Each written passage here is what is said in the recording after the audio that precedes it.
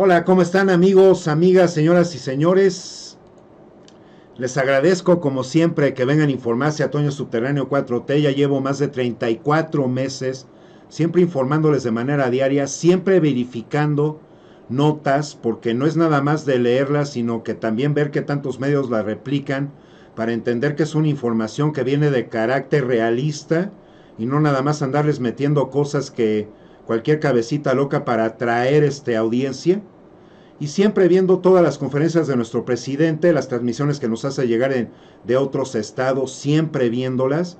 Gracias por venirse a informar este canal, donde que apoya y apuntar a la cuarta transformación, pero obviamente como lleva el periodismo ética, con valores, con principios, con objetividad, para que las personas que en nuestro país, lamentablemente, que tantas vean que los políticos se les tiene que apoyar como si fueran porras de fútbol. Hay que entender, hay que separar esos conceptos en las cosas que hagan bien o digan bien y las comprueben además con hechos, palomita, ¿no?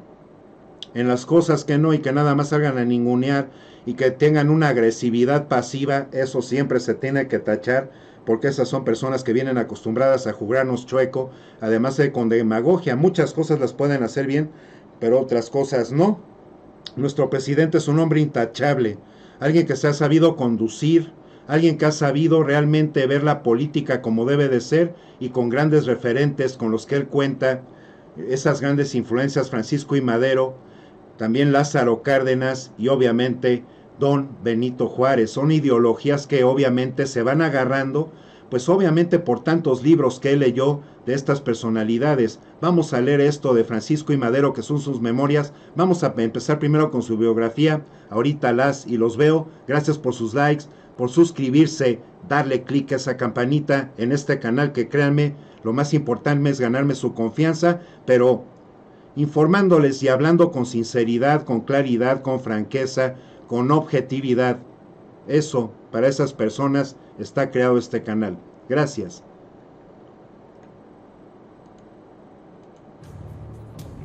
Toño el Subterráneo 4T, siempre. Fíjense que la historia de Francisco I. Madero, él nació en Parras, Coahuila, el 30 de octubre de 1873 en el seno de una de las familias más acaudaladas del norte del país. Realizó parte de sus estudios en Francia y Estados Unidos. En 1893 se estableció en San Pedro de las Colonias con la finalidad de hacerse cargo de los negocios familiares en su faceta de empresario. Madero se caracterizó por buscar una mayor justicia social. Por eso, o por ejemplo, pagaba buenos salarios a sus trabajadores y estableció escuelas de enseñanza básica, comedores públicos y hospitales. ¿Un hospital?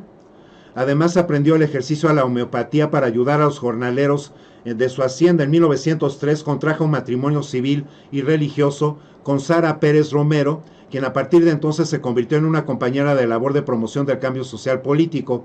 En 1904 incursionó en el periodismo y la política. En el periódico local El Demócrata, Madero publicó artículos en los que plasmó sus ideas sobre los derechos humanos, el sufragio y la libertad. En 1908 escribió su libro La sucesión presidencial de 1910, el cual hizo dura crítica al poder absoluto dictatorial y a la perpetuación de Porfirio Díaz en la presidencia y propuso la creación de un régimen democrático, convocando a la creación del Partido Nacional Democrático para contender en las elecciones de 1910. Al año siguiente constituyó el Centro Antirreeleccionista de México y fundó el periódico El Constitucional. A mediados de 1909 inició una serie de giras que lo llevaron a recorrer gran parte del país. El 15 de abril de 1910, durante la convención del Partido Antirreeleccionista, fue nombrado candidato a la presidencia de la República. En su campaña fue la primera campaña electoral moderna en la historia del país. Madero viajó a varias ciudades convocando multitudes a su paso y convirtiéndose en un serio desafío para el gobierno de Porfirio Díaz, por lo que éste decidió detenerlo con el argumento de que alteraba el orden, siendo aprehendido en Monterrey el 7 de junio de 1910. Las elecciones se llevaron a cabo mientras él estaba preso. Como resultado de ellas se declaró el triunfo de Porfirio Díaz para un nuevo periodo. A finales de mes Madero fue trasladado a San Luis Potosí, donde fue puesto en libertad bajo caución. Ahora sí vamos con las memorias, los mejores fragmentos escritas por Francisco I. Madero en el libro llamado Memorias de Francisco I. Madero. Ahorita las y los veo.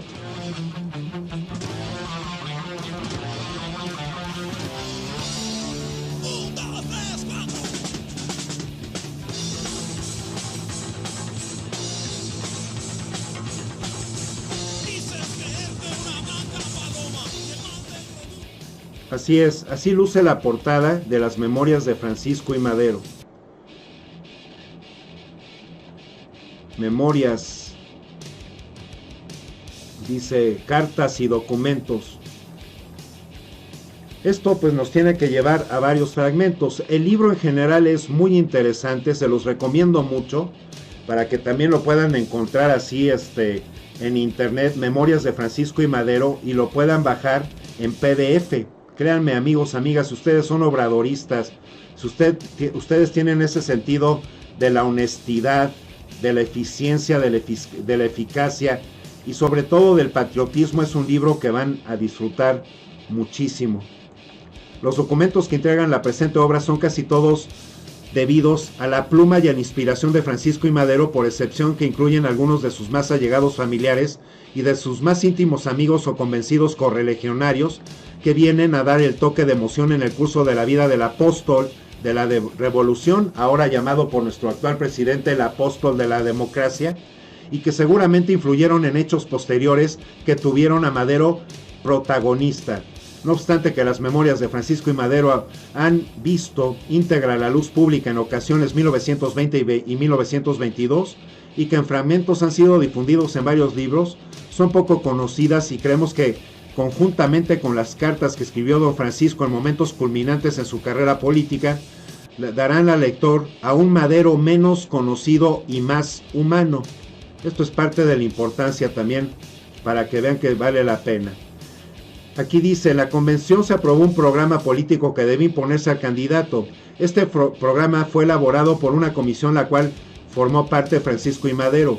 Los puntos principales que trataba eran la divulgación de la enseñanza pública, principalmente la rural, tan desatendida en Coahuila, asegurar que los ciudadanos sus derechos, esencialmente los electorales, y consignar el principio de la no reelección en la legislación local.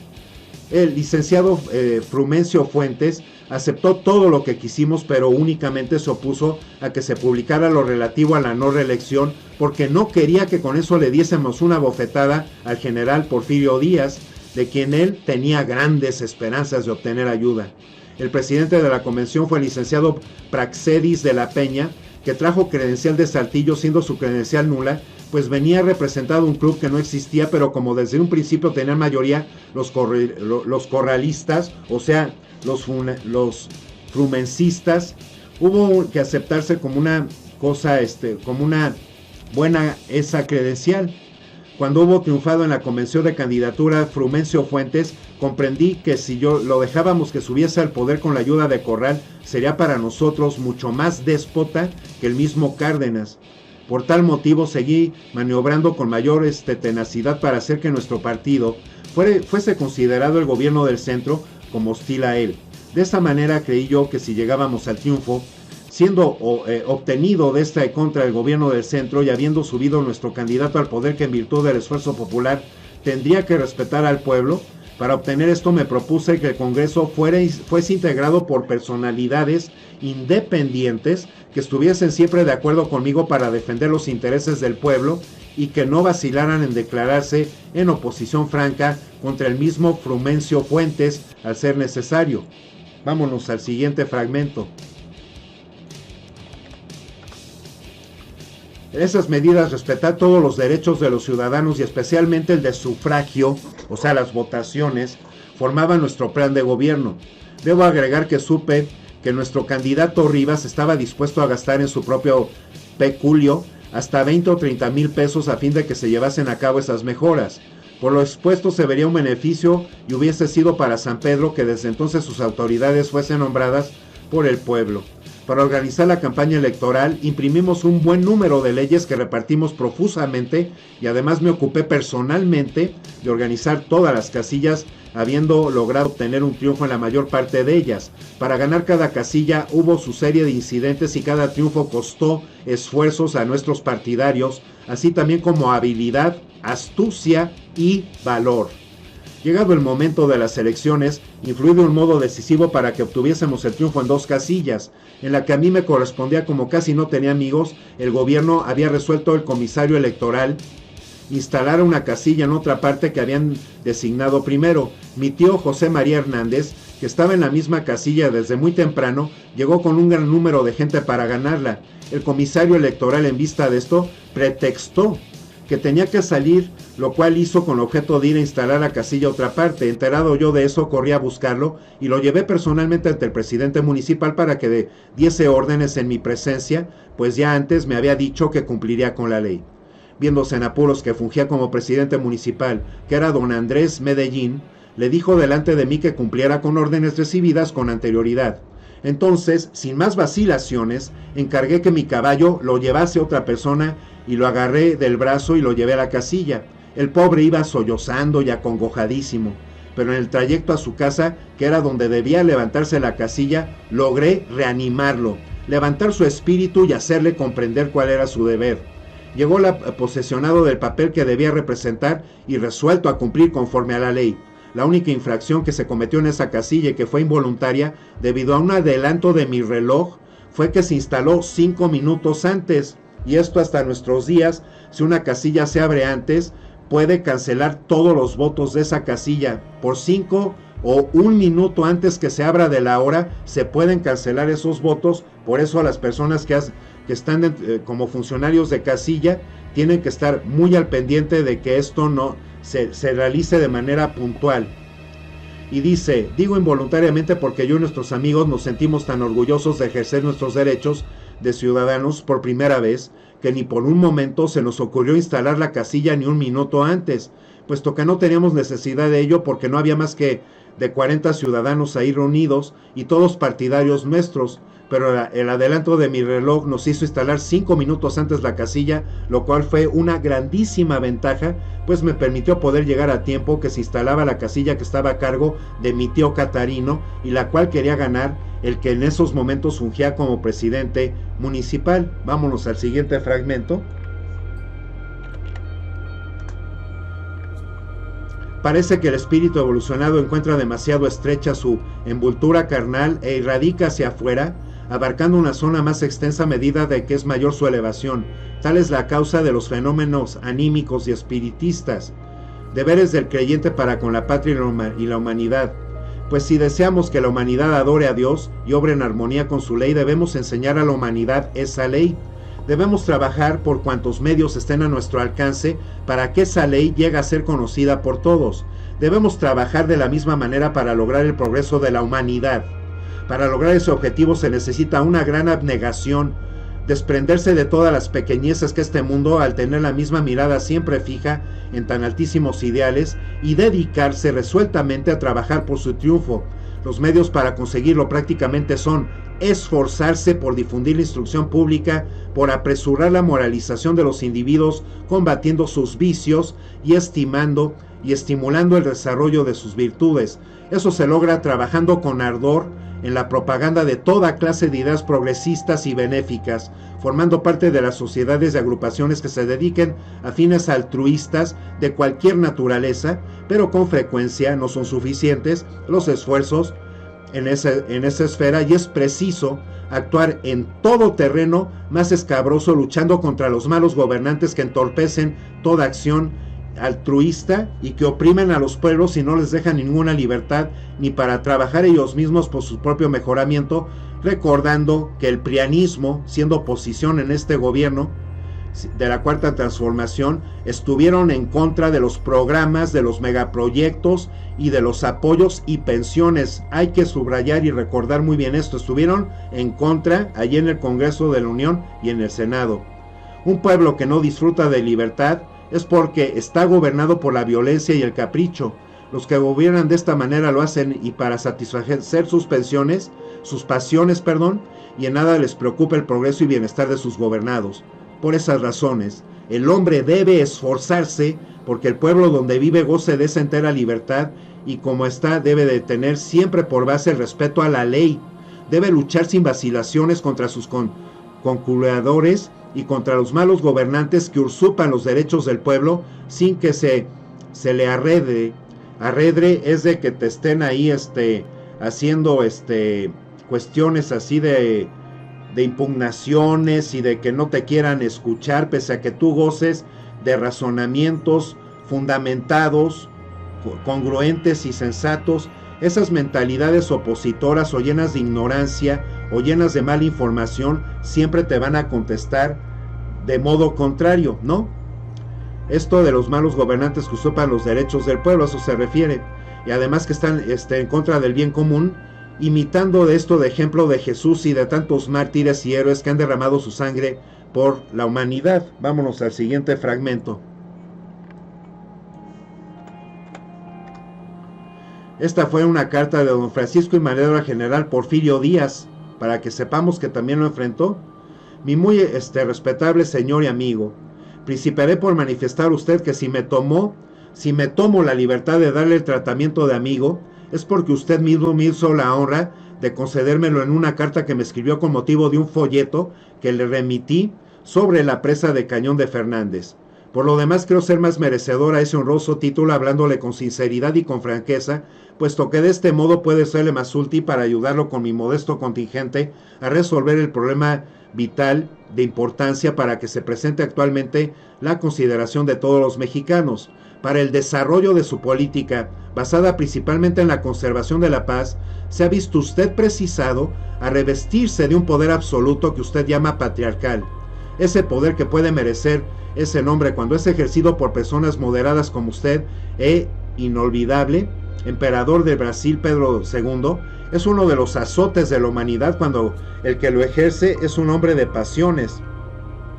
Por ese motivo, la nación toda le desea que su sucesor de usted sea la ley, mientras que los ambiciosos que quieren ocultar sus miras personalistas y pretenden adular a usted, dicen que necesitamos un hombre que siga tan hábil política del general Díaz. Sin embargo, ese hombre nadie lo ha encontrado. Todos los probables sucesores de usted inspiran serios temores a la nación.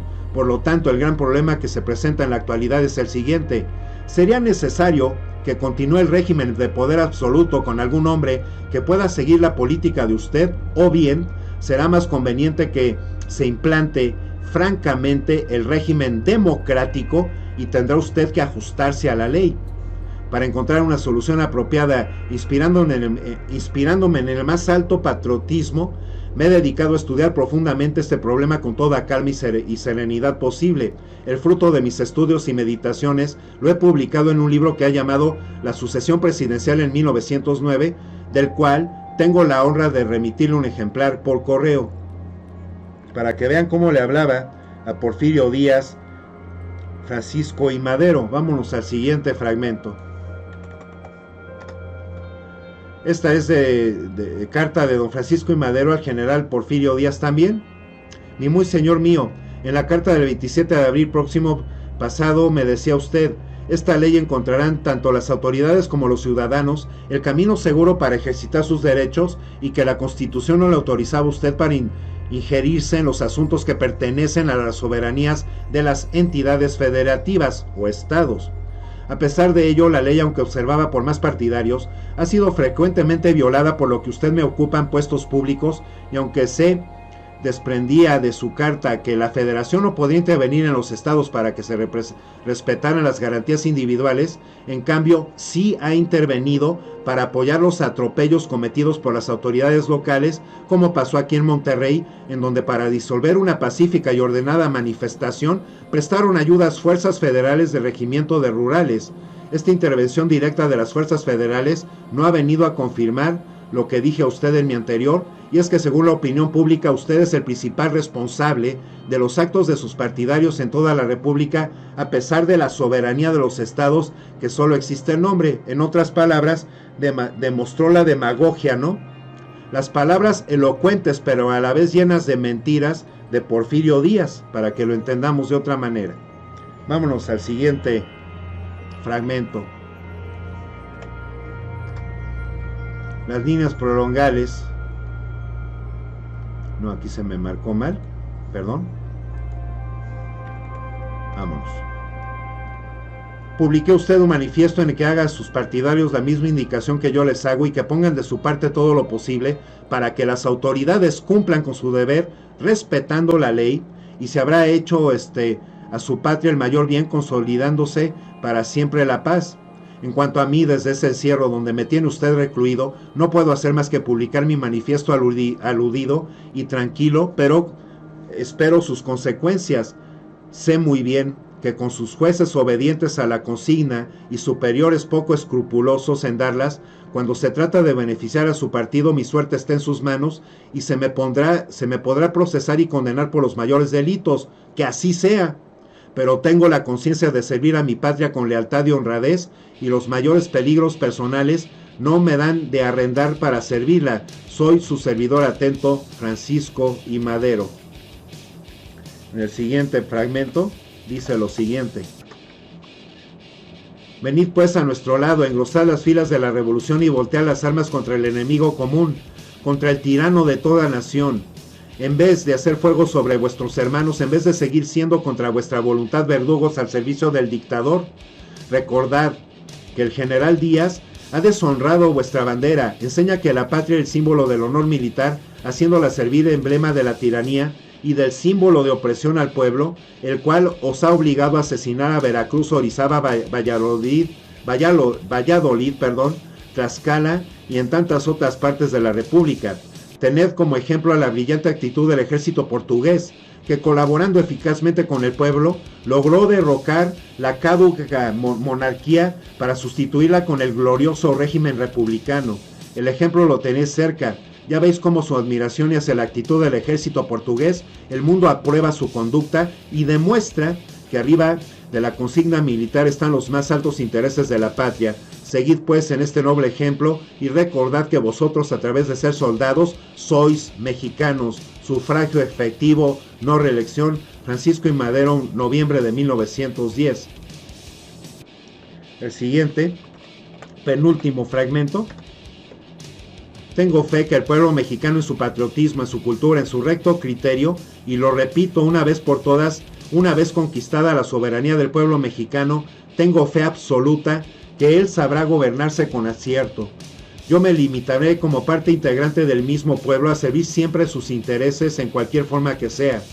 Además, no veo los peligros que ustedes y esa intranquilidad que me habla me ha exagerado grandemente. Son rarísimos los casos que ha habido de desórdenes y aunque sumamente lamentables, no por eso deben de alarmarnos.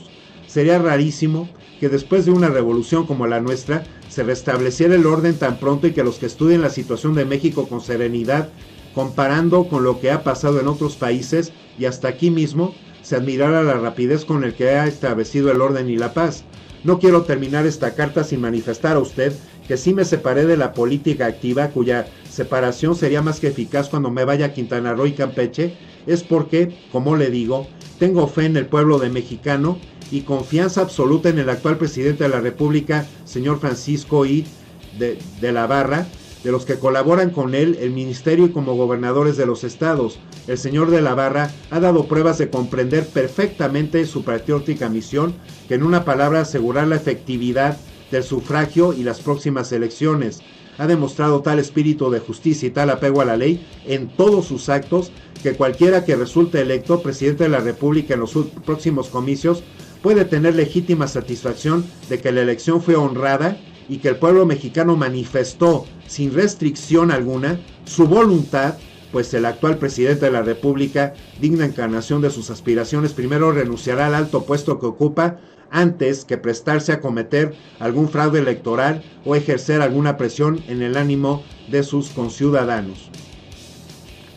Y ya para terminar este último fragmento, en atención a la carta de Emiliano Zapata, en atención a los servicios que ha prestado usted a la causa durante la revolución y a la dificultad para mí de recompensar debidamente los actuales momentos, quiero que sepa que no he dado crédito a las calumnias que han lanzado contra usted sus enemigos y que lo considero un leal partidario mío y que aprecio debidamente los servicios que usted prestó a la revolución, en atención a lo cual, cuando yo llegue al poder, le aseguro que le recompensaré debidamente sus servicios. Entre tanto, cuente conmigo para que no vaya usted a ser víctima de las venganzas de sus enemigos. Protesto a usted las seguridades de mi atenta consideración. Sufragio efectivo, no reelección. Cuautla, Morelos, 22 de agosto de 1911. Francisco I. Madero. Como ven, amigos, amigas, señoras y señores, Ahí se ve la relevancia y el gran interés que goza este libro, Las Memorias de Francisco I. Madero.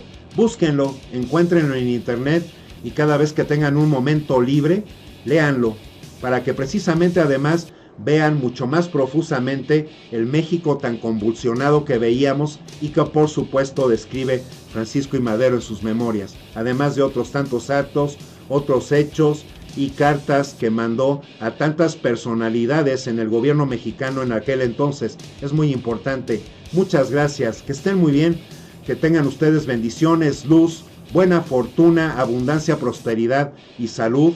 Ustedes y los suyos, gracias por informarse en este canal, que realmente hago lo mejor que puedo porque ustedes salgan lo mejor informadas, lo mejor informados y sobre todo ganándome su confianza y manteniéndola. Entiendan que yo soy una persona franca, sincera, que así se hablan los amigos, y que siempre voy a hacer uso de la objetividad, sobre todo después del 6 de junio del 2021, porque ahí tenemos que seguir apretando tuercas. Basta de ser apapachadores, porristas de alguien, cuando estas personas se vienen demostrando de manera incongruente y sensata, y además con una agresividad pasiva. Esa se le llama la que no se demuestra a gritos y sombrerazos, pero que en las palabras realmente resaltan que vienen jugándonos también chueco. Hay que entenderlo, hay que respetarlo, por el bien de nuestro país, por el bien de las generaciones jóvenes en nuestro país y las generaciones que no han nacido, para que precisamente no nos vuelva a pasar como le pasó a Francisco I. Madero y esos gobiernos. Quitaron una dictadura y ya vieron que esa dictadura regresó disfrazada desde mediados de 1960 en la figura de Díaz Ordaz, y todo lo que tuvimos que aguantar y tolerar, y tanta injusticia y tantas fregaderas y tantas tranzas y tantos malos manejos y tantos engaños. Las personas que estamos en nuestros 5 sentidos, esas cosas jamás las normalizamos y jamás las tenemos que ver normalizadas. Son personas que actuaron traidoramente a nuestra patria, a nuestros intereses, a nuestro progreso y crecimiento. Mil gracias. Y recursos naturales. Gracias, que estén muy bien. Hasta la próxima.